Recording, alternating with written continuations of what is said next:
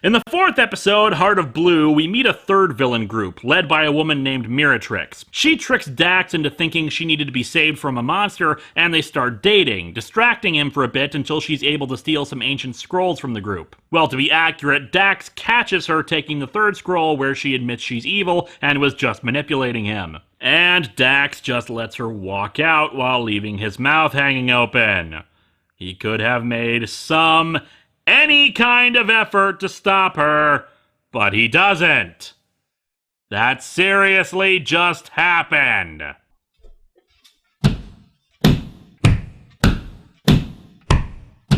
Oh yeah, about that scroll. That's something else I should note about this season that is kind of neat. The serial nature of the show. The ending to one episode tends to lead directly into the next one. In the third episode, while seeking one of the jewels in Atlantis subsequently becomes a giant monster, because they instead discover an ancient scroll. This leads into the next episode where they need to find two other parts to the scroll that, when combined, form a sword that mystically flies onto a spot on a map, which then leads into the next two where they go to that spot, and etc. Now, I'm always a big fan of the events of a series having consequences for the characters in the plot. Hell, the very idea that some of these episodes are filler indicates that some episodes are more important than others to the overall narrative of the show. However, I'm kind of iffy on the execution here because honestly, the way this works out is not really true consequences. It's just one item leading to another item leading to another item. And unless the item actually leads to one of the jewels of the Corona Aurora, it's pointless. We had one episode on Atlantis, and then Atlantis is never mentioned again. Still, the journey does yield results. For example, they eventually find the first jewel of the Corona Aurora in The Pink Pirate, a surprisingly enjoyable outing with lots of silly pirate antics and jokes. In the next episode, we even get a neat little continuity nod. There were reports of a magical dragon outside of a city called Briarwood. I purchased the scale from a record store owner, who claims it's from a dragon called Fireheart. The scale from Fireheart, in turn, is used to create a special shield armor, the Defender Vest, to protect them from the kickback of a new weapon. Kind of a mini battleizer. Reminds me of Tommy's Green Ranger shield, especially since they seem to trade it around to every ranger. There's also an episode where it looks like Will has turned on the team and Hartford fires him.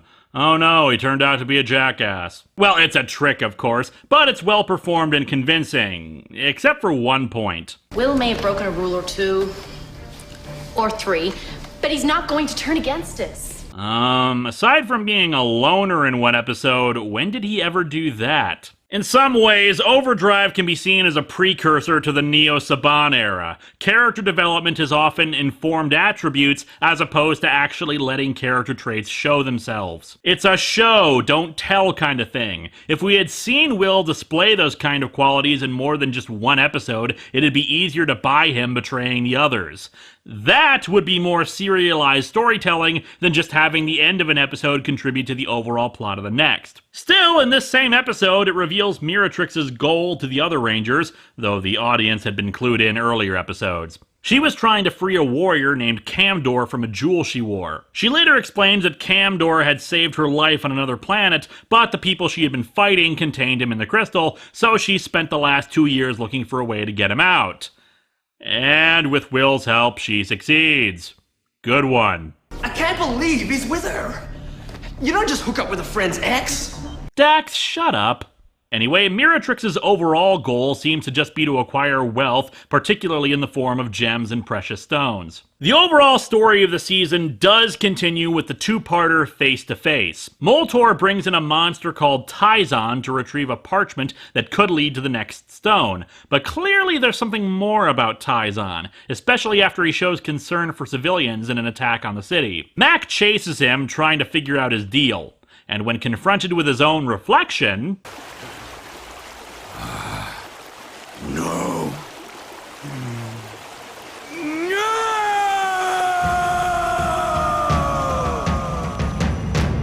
Mac tries to convince him to give over the parchment, especially when he learns that it's the Corona Aurora that Moltor is seeking. Tyzon confronts Moltor and refuses to help him any longer, and the two fight, Mac even taking a hit for Tyzon and saving him. Tyzon explains his deal. He came to Earth originally to search for something, but found Moltor, who smashed a jewel that belonged to him. From there, Moltor transformed him into his more reptilian form, promising to change him back if he agreed to work for him. Tyzon is a Mercurian, a race that looks human because, as we established with KO-35, we really only have two extremes with alien races, either humanoid or, oh god, run away, but has the ability to transform into a semi-liquid mercury and then move around. Naturally, Mac offers to use the state-of-the-art laboratory they have back at the mansion to try to help Tyzon. Tyzon manages to uncover hidden longitude and latitude coordinates on the parchment with some lemonade, because the writers had probably just watched National Treasure for the first time. Otherwise, there is no explanation how the hell he knew to do that.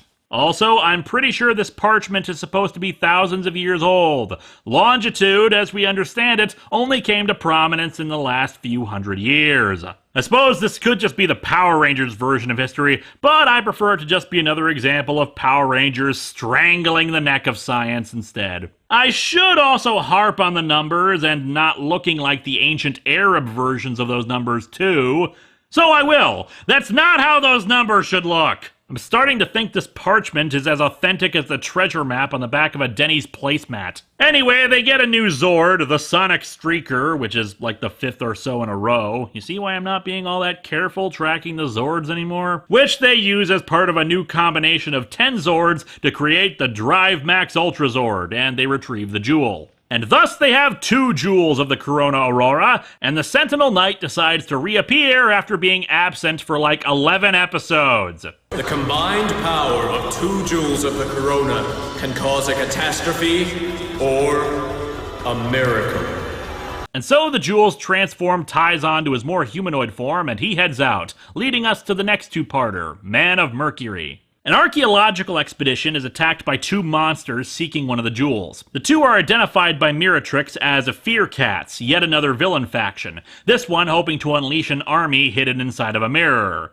Though they kick 10 kinds of ass, so I'm not sure what they need an army for. Tyzon joins up with the team again to explain the Fear Cats' deal, including how he came to Earth to find and destroy them, then goes after them on his own while the Rangers hunt for the jewel. However, during the search, Ronnie is taken by the Cats. They plan to use the power in her Overdrive tracker to release their army. They succeed in letting one more of their kind out, but Ronnie and Tyzon are able to shatter the mirror before any more can escape. The Rangers are able to destroy one of them, but the other 2, named Mig and Benglo, attack Tyzon and destroy his body, reverting him to Mercury and ending Part 1. In Part 2, the Rangers bring Tyzon back to the lab in hopes that Hartford can do something for him, while also speculating about where the jewel could be, since they only picked up faint energy traces from it that indicate it's long gone. Florius, meanwhile, worried about the arrival of the Fear Cats, sets about a plan to enhance his troops against the creatures. Hartford manages to heal Tyzon by using a metal stabilizing agent usually used for the Zord technology, while the Rangers go to fight the Fear Cats, who are attacking a city. After Tyzon is better,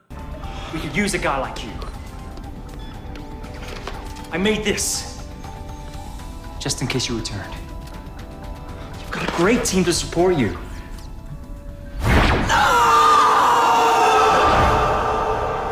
No, I'm sorry. I can't join the team.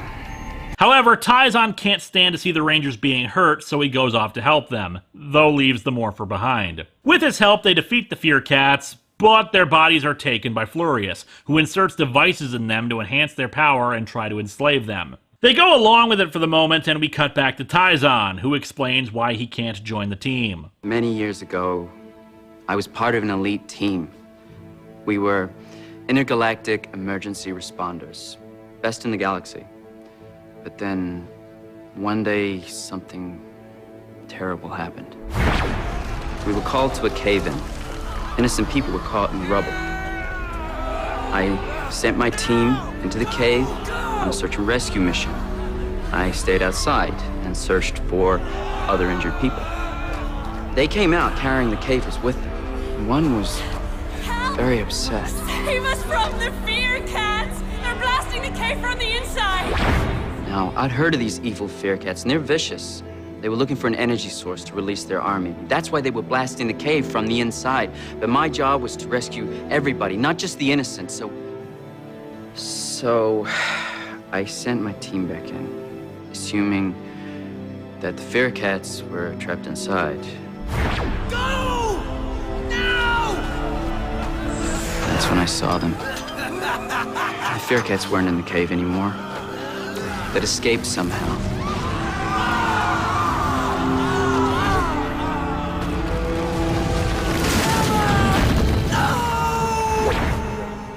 I shouldn't have sent my team back in. It's my fault that they are lost. Rescuing, it was my life. But I will never jeopardize another team.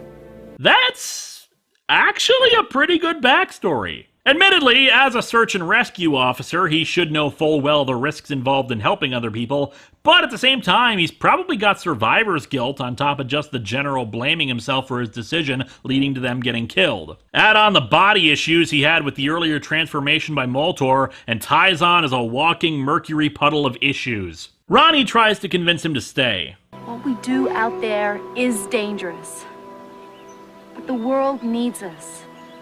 Now more than ever. What happened in those caves wasn't your fault. Look, we don't always win. Sometimes the bad guys do. But we can't let that stop us. That is what makes us heroes. The Fear Cats attack again, now fully upgraded into this niftier armored form, and once again kick the Rangers around like they were nothing. However... You!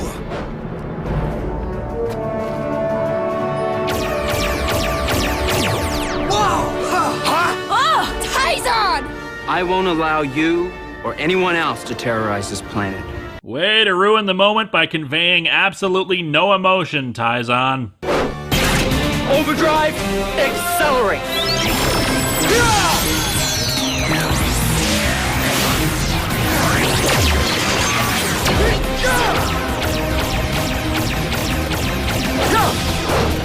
Mercury Ranger! Wait, never mind. The badness occurred by the reveal of this outfit. The Mercury Ranger outfit takes all the worst aspects of the Overdrive uniforms, namely the chrome, and somehow makes it even worse. Silver as the central color is fine, but then we have orange stripes combined with purple armor. Okay, it could be metallic blue, but honestly it looks purple to me. Might just be the lighting. It is gaudy and ugly, and it does not go together. This looks like a Power Rangers parody. Hell, I think the shoulder pads are actually even bigger than on the normal Overdrive uniforms. Oh god, looking at it in future episodes, it actually has police siren lights built into the shoulder pads. This thing wants to be the Blue Centurion so badly, yet I sincerely doubt the evil pizzas will have any problem with this. It's really sad, too, because I actually like the Mercury Ranger Morpher. It's got the same spinning thingy to start it up, but it also has a big plate that opens up. And you know how much of a sucker I am for morphers that open up. Oh, and speaking of, Hartford can just make more morphers out of nowhere. You're rich. Buy an army. Oh, and the Mercury Ranger's nifty weapon is a staff. That doubles as a metal detector. I'd complain about this, but then again, we did have an ancient ninja electric guitar a few seasons ago, so who am I to complain? The Fear Cats naturally split off from Flurious in the next episode. Face to Face and Man of Mercury can really be thought of as more of a 4-parter than two 2-parters. Much as I dislike this season, and these episodes contain a lot of the same problems as the rest of it, it's honestly one of the better 6th Ranger introductions. In theory, anyway. It's up to personal taste, but from a story perspective, it does some new things. We've had a good guy in monster form with Zenaku back in Wild Force, but this time the Ranger is still a good guy despite looking monstrous. His backstory is tragic, and there are shades of Andros not wanting the other Rangers to join him from way back during In Space. I would have preferred stretching things out a bit, admittedly, either leaving Tyzon in his more monstrous form longer, or having more of a gap between Face to Face and Man of Mercury in order to help build the loner cred a bit more by spending time away from the others. However, unlike some of the other 6th Ranger arcs, it doesn't drag or repeat the same points over and over. That's one of the few things that the terrible quick pacing actually helps with,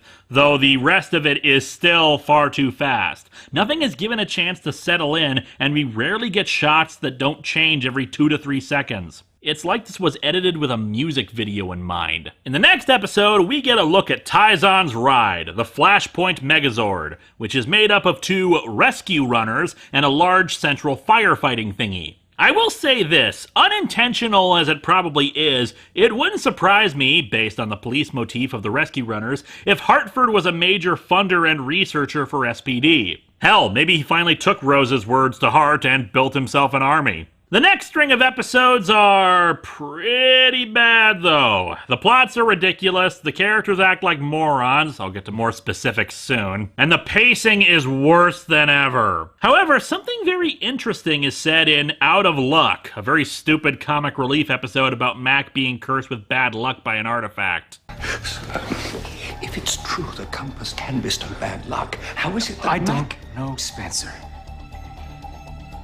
I don't know. Well, I say it's interesting, it's hinting for story down the road, but it's idiotic because, well, the explanation does not preclude the magical luck thing as established in the story, but whatever. It's good foreshadowing. So Miratrix and Camdor managed to get their hands on the third jewel, but hey, I'm sure you're not worried about that part. So let's talk about the fact that Operation Overdrive was the 15th season and subsequently the 15th anniversary of Power Rangers. And thus there was the two-parter Once a Ranger. The various evil factions receive a message offering them assistance in finding the jewels. And some are taken whether they wanted to come or not. Who invited them?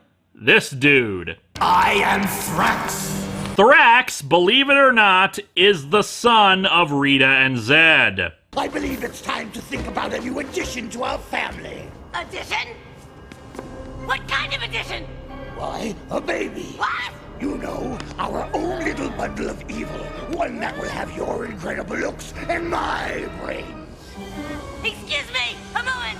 I'll be right back. Sweetheart! One of the theories about why Zed and Rita didn't fulfill their promise at the end of Zeo to start fighting the Rangers again is that they were off having and raising Thrax. It's not a bad theory, except of course the timeline really doesn't match up with how old this guy looks versus how much time has passed since the end of Zeo. Then again, this could just keep up that old theory I had about time being different in the Power Rangers universe and a year being longer there than it is in the real world. Unfortunately, things are compounded further by the next bits of dialogue. Like Moltor and Furious, I was imprisoned by the Sentinel Knight. He was determined to bring me to justice and used his own power to do so. But evil such as mine cannot be contained forever. As the night weakened, I grew stronger. After all these years, I'm free! The Sentinel Knight, who is in some kind of spirit form, I guess. They never really explained what the hell his deal is. The last time we saw him like this was from a flashback. A flashback that took place millions of years ago, considering the jewels were scattered on Earth back when the continents were still all combined together. And Thrax just looks awful. I get what they're going for in the design, but that underbite ruins it. Why not just have the grating cover his entire face? And why is his voice so generic? It's standard Monster of the Week gravelly voice. Call up Robert Axelrod and have him do a voice cameo. Give this crappy villain some semblance of grandeur, because he certainly doesn't have that from his appearance. Hell, Camdor looks more menacing, and he's got a big poofy feather boa collar. Anyway, Thrax proposes a temporary alliance between all the factions to finally eliminate the Rangers. Up until this point, there had been brief alliances between the factions, lasting no longer than an episode or so, but never all of them at the same time. Sure, while the different factions all want the jewels for themselves, it's ultimately the Rangers who screw them over, so such an alliance makes sense to them. So here we have this bunch of narcissistic, overpowered, overbearing evildoers all joining together. And what are the Rangers up to? You know, I can barely remember what life was like before Operation Overdrive. I can. Boring. Being a ranger is definitely the most exciting thing to ever happen to me. I've got to admit, I thought my life was adventurous before, but now it's like, something out of a movie.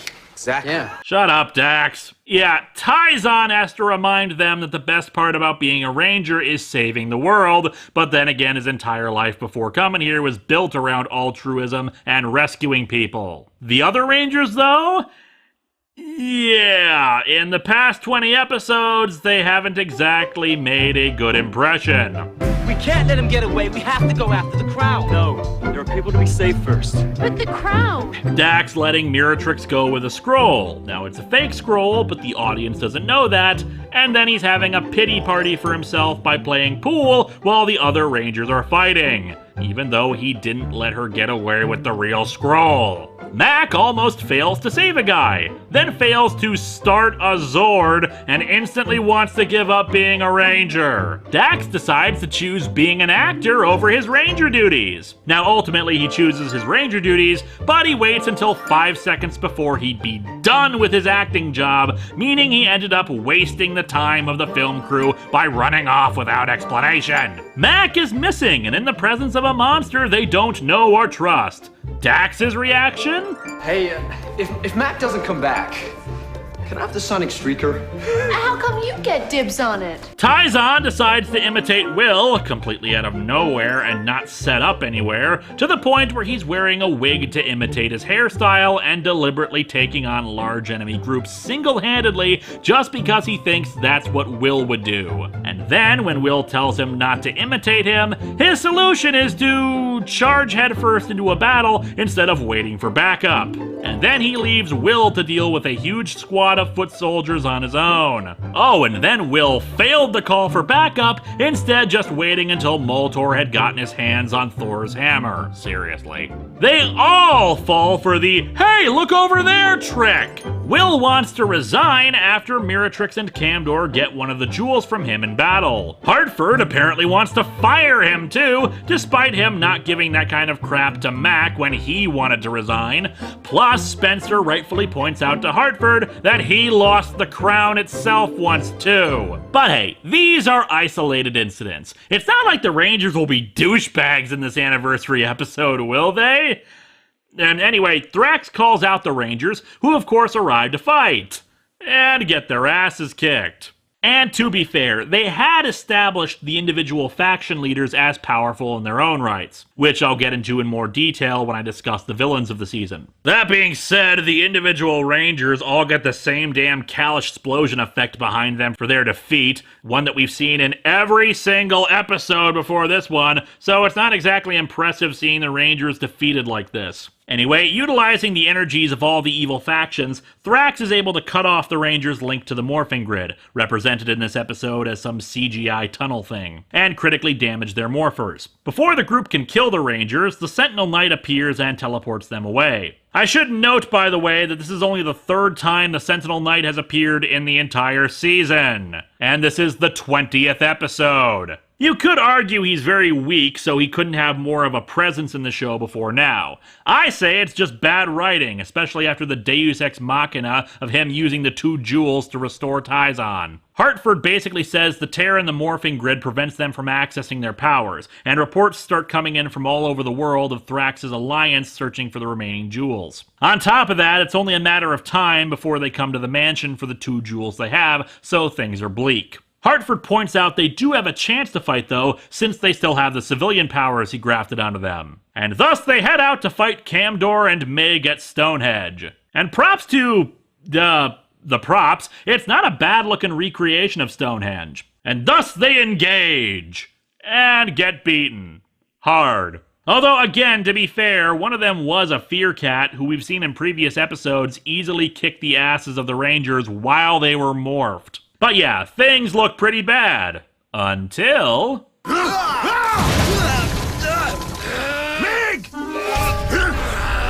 Who are you? Surprise!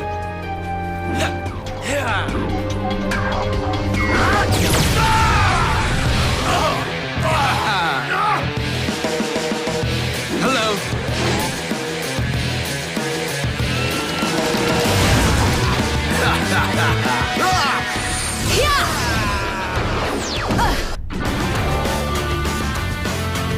It's great to be back. Hey! Look out!